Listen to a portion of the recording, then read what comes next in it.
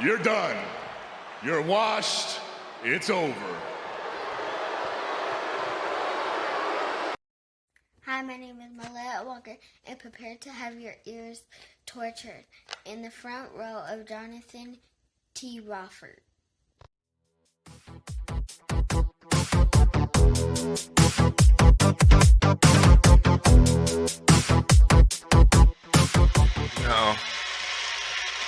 No, the show was okay, you know. I mean, he had some really tough questions.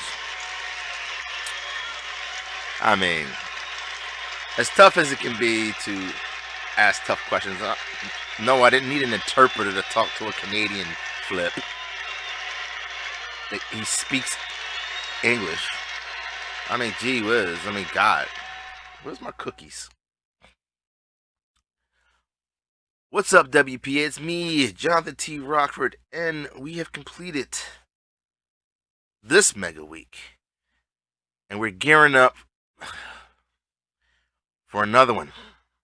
You know, the only good thing about mega weeks is when I get to film, because I don't have to do it right away. So, happy Sunday. Now, as always, folks, we here at From the Front Row, we love to give people their flowers every now and then, even if those flowers are somewhat spoiled. And our WPA Game Changer champion was in action. And he had a busy schedule, folks, because the Tezzeret invoked his roll the dice challenge on multiple opponents, starting with the Darkstalker, folks, which, gauging by the Darkstalker's recent performance, was really not that much of a challenge for Tezzeret, as he easily dispatched him and moved on and faced the Master Sean Puff. And I swear that dice had to be loaded that day. I think Sean must have switched the dice or something. I mean, he's been wanting another shot at that Game Changer Championship. He's obsessed with that shit. It's like when you have a crush on somebody and you can't get them and they don't want you.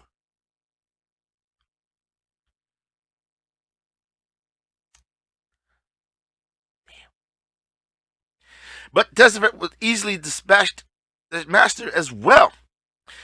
Now, his next opponent was the professional, the newcomer professional, and he didn't even bother rolling the dice for that. We just called him straight out.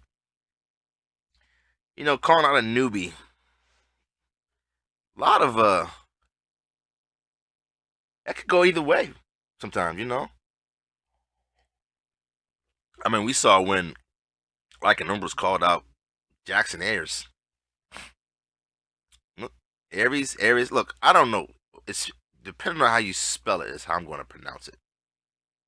If the I comes before the R, I'm saying Ayers. If you put the R before the I, I'll say Aries. Potato, potato. But the professional was no match for the Tezzeret as he went on and then faced Fat Thomas.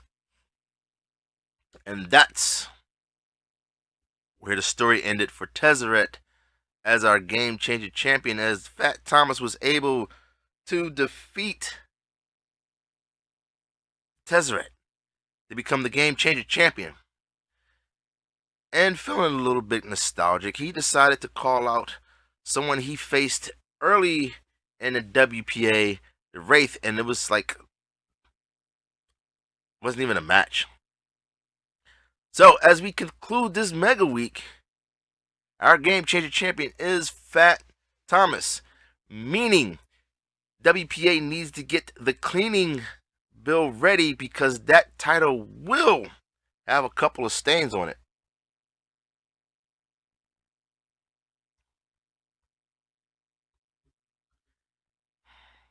Did you see the Intercontinental title? From what I understand, Rocco is still cleaning off stuff. Now, we had some guest commentators and had a three-man team as the Idol, the Investor, and the Street Fight King all three new guys here in WPA provided spot on commentary for our matches, giving our regular team the night off. They did a pretty good job too. Now in our first match we had Lady Assassin facing Captain Mexico, and Captain Mexico was able to pick up the win, luchador style. He was a high flyer. Pretty good too. Did a pretty good job. Kind of excited to see how he does in his next match. Speaking of which,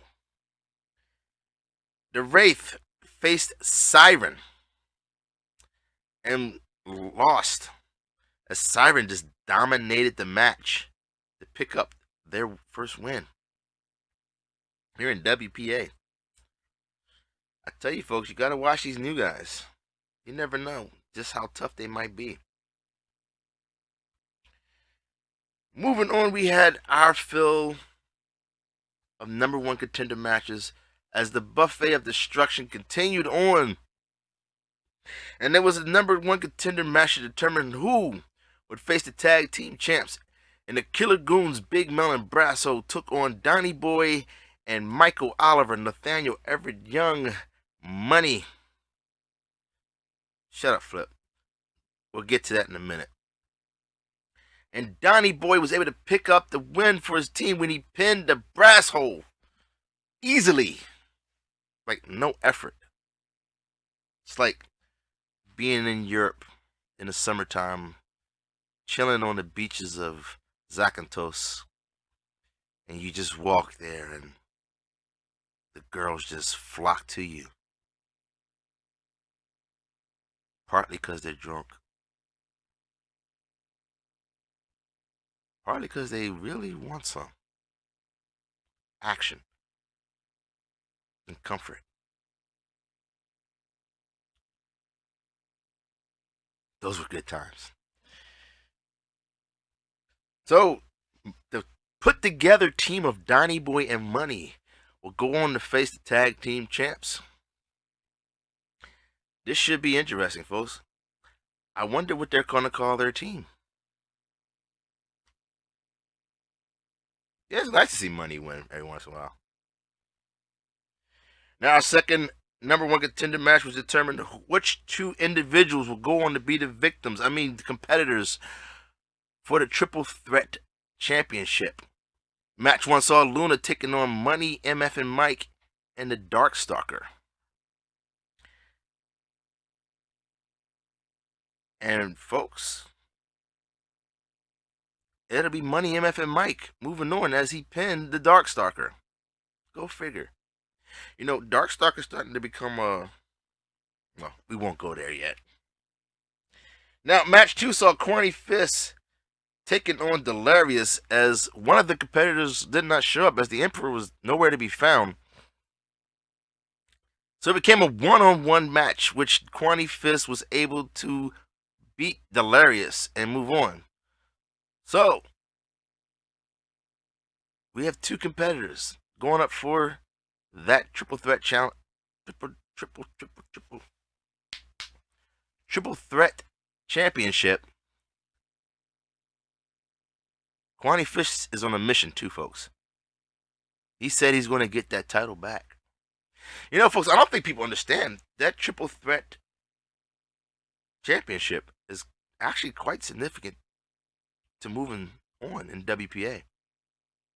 For all the new people here, if you're ever involved in that Triple Threat title match, and you're lucky enough to get your hands on it, get 4 straight successful title defenses, and you can earn yourself a shot at the IC title. Most people forget that, probably because nobody's done it in a while. Our next number one contender match was a fatal 4-way. We had a couple of those too. Yeah, I don't know. It was just 8 people. Ooh, that'd be a nice match. 8-on-8 man match. That would have to be for a world title. shot. Yeah. But it was Frankie Bones versus Martel the Carpenter versus Cats and Coy versus the South Bronx Savage. And Frankie Bones and Martel was fighting outside the ring, and while they were doing so, Cats and Coy took the time and advantage to pick up the win, pinning South Bronx Savage. It's crazy. Now, our next four-way match was for the number one contender to the Intercontinental Championship. And we had Lycan Umbras versus the Super Champion King versus Mac Blakely versus the Messiah.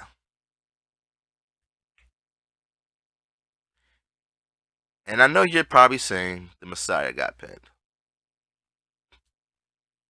Understandable. But he didn't. Mac Blakely actually pinned the Super Champion King to become the number one contender to the IC title.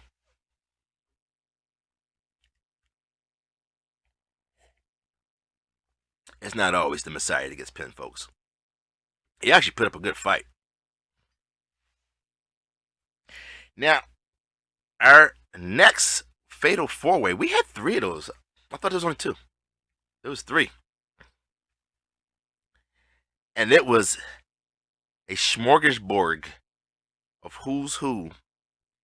As we had a ring full of, well, three of them, two of them were actually former world champs. One guy searching for his first singles title. And another guy who's a former champion in his own right in singles titles. As the Master Sean Puff took on Fat Thomas, Red Death, and the Beast, David Smith. And it looked poised for Sean Puff to finally punch his ticket to a world title match. But he was pulled out the ring when he went to go for the pin. And the Beast was able to hit a Beast Bomb on Red Death and move on to be the number one contender for the world title. Man, that was one hell of a match too. Anybody could have won that match. It was that close, folks. That close. Now, in a special match, we had a mixed tag team match to determine who was the true it couple in WPA. I mean, the rights to call yourself the it couple was on the line here, folks. I mean, trademarks, registered marks, copyrights, merchandising properties, the whole kit and caboodle. And we had the Kingpin, JP DiMaggio, and the First Lady, Alexa Leslie, taking on the Standard, Starling J, and the Blueprint, Jackson Aries. And folks, I'm $2,000 short. And Flip is $2,000 richer because the Starling J was able to pick up the win by pinning JP DiMaggio. Yeah, he went to go save Alexa from getting hit and got hit himself. So, in saying that, folks, Flip, here's your money. Now, before I give you this money, Flip, I said we go double or nothing. You can either take this money, go down to Fat Thomas Barbecue, and have the time of your life, or we can see what's coming up in this next mega week, and you can double your money. What's it gonna be, Flip? Just give you the money. Oh, fuck it, here, asshole. Now we moved on to championship matchups as Chrysalis took on Nergahante to determine the television champion, and Chrysalis was able to defeat Nergahante. Nergahante. So, awaiting Chrysalis, who's having a pretty good run as a television champ, folks. Yeah. You know, defending titles get you on good win streaks when you gotta do that. But he will be facing Cats and Corey for his television title. Yeah, that should be a pretty good matchup. Our next championship match was for the WPA Tag Team Championship, and it was the agency James Altrez and Texas Hate You taking on the Order, Badass Eddie Vendetti and the Forgotten One, Matty Ice. And James Altrez picked up the win for his team when he pinned the Badass Eddie Vendetti, who doesn't seem that much like a badass lately. And they're still your WPA Tag Team Champions, the agency. Now, waiting them will be Donnie Boy and Money. No sleep for the wicked, man. Just defend your title, hop on the plane, get to the next location, and defend it all over again.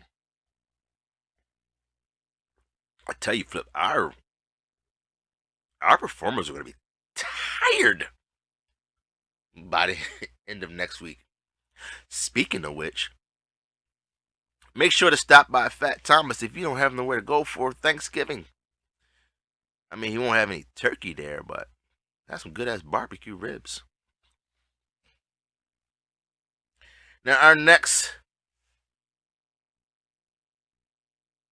championship match was to determine who would be the Intercontinental Champion going into next week and move on to face Mac Blakely, who is the number one contender for the Intercontinental Championship. And it was our champion, Johnny Rocco, versus Casper 2779. And we were watching that match, folks, because that match started off nice and evenly until Johnny Rocco flipped the switch and hit the Charm City Driver on Casper 2779 to retain his title. That's step one for him. That guy has a habit of losing titles after he gets them. But then again, he does every once in a while retain. So still your Intercontinental Champion, Johnny Rocco, who will now be facing Mac Blakely next week as we do another Mega Week. Now, our U.S. Champion, the sponsored athlete Jayla Masters, was in action, also taking on Shepard Bain, and it was not a contest, folks. It's like Shepard Bain just disappeared at some point in the match, as the sponsored athlete retained his U.S. title and now awaits his next opponent. I don't know who they're going to pick for that one. This should be interesting.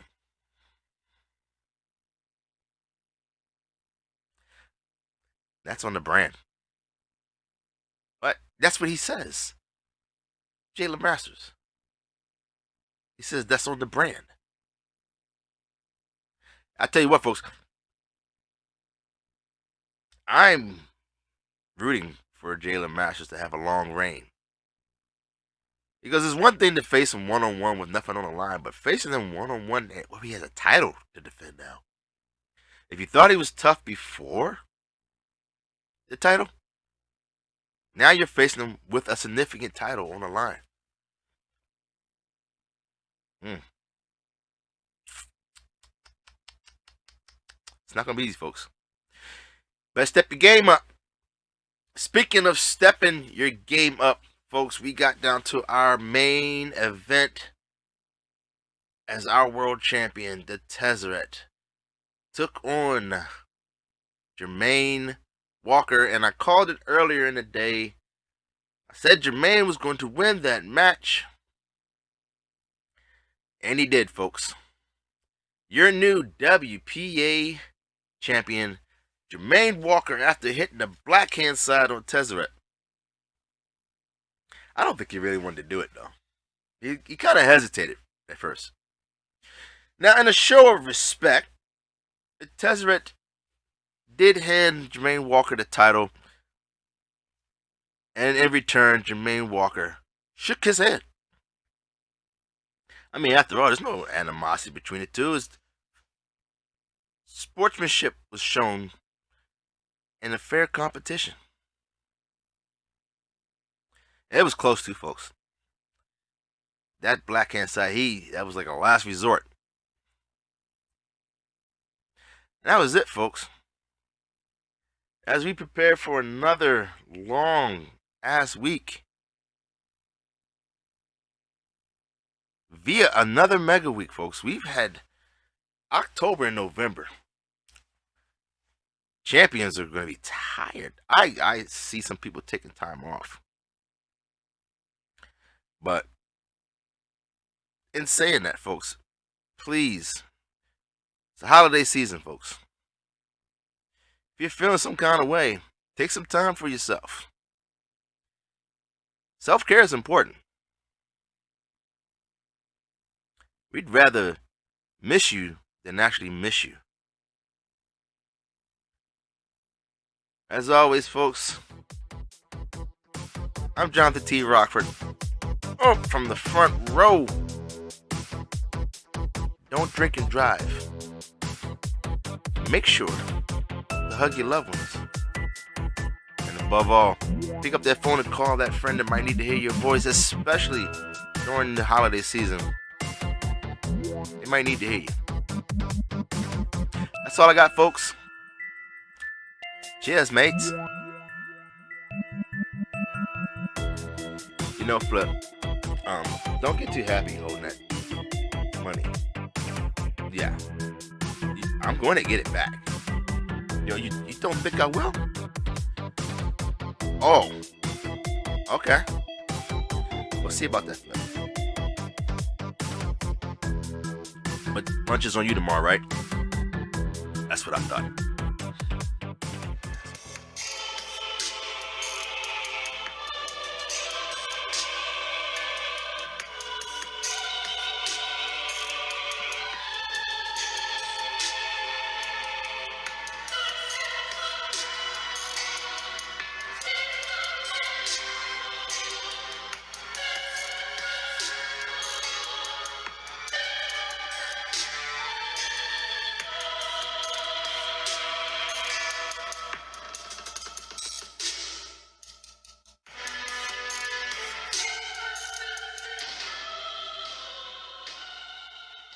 Hello, WPA.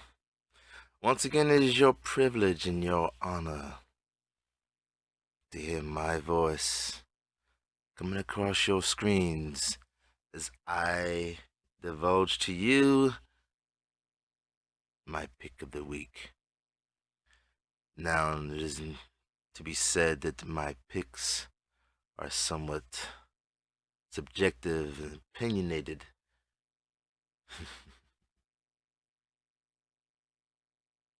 But they hold more weight than most other rankings. They're more distinguished than most other rankings. And this week, I actually watched the tag team contender matches. And one person stood out to me through all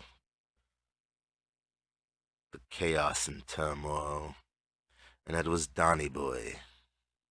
Yes, Donnie Boy. As he led the way to help his team move on to the next step. And that is to fight the tag team champions. Now, granted, he does have a solid partner with him in Money, a former champion in his own right. But Donny Boy put the team on his back and ensured their path to victory. Now the question remains,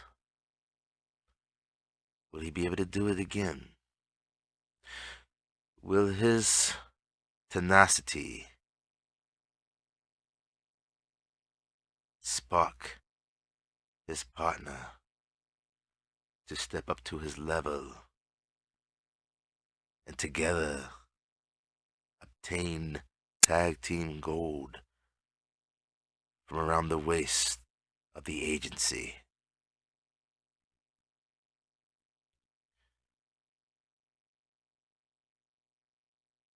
You know, for teams that are thrown together, being on the same page can often present its problems, but Money and Donny Boy worked very well in sync against members of the Killer Goons who, in their own right, were tag team champions once before. Donny Boy was able to help lead his team by exposing weaknesses in the team, chinks in their armor. And should he be able to do it again, we shall be saying a new WPA Tag Team Champions. If I were the champions, I'd get a little more focused on these two, instead of worrying about Sinister and the War Games. We have a mega week coming up. And the quicker you dispatch your next challenges, the quicker you can move on. But what would I know?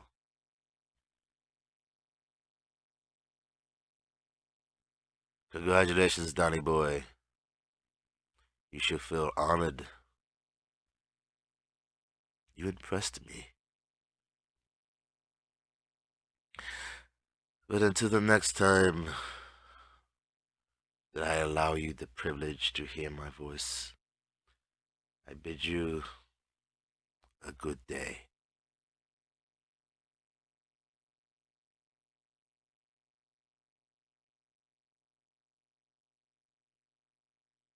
I said good day.